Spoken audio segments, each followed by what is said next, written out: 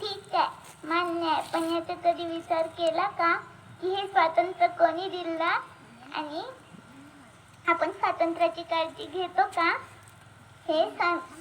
अगर तुमच्या बोटांचे नख काढले तर, तुम्हाला बर्फावर बसवलं तर, तुम्हाला फाशी दिली तर, हे सहन करून घेतलं आमच्या स्वातंत्र्याच्या वीरांनी. आम्हाला स्वातंत्र्य दिलं आणि आम्ही काय करतो, फक्त अपमान या स्वातंत्र्याचा. 15 ऑगस्टच्या झाल्यावर कितीतरी झेंडे रस्त्यावर पडून राहतात, आपण उचलतो का? आणि गावात किती सारे कचरे रोज पडून राहतात, आपण उचलतो का? आपल्याला वाईट का नाही वाटत? आणि या भारताला सामोरं जायचं आहे तर आपल्याला हे सगळे करावे लागेल.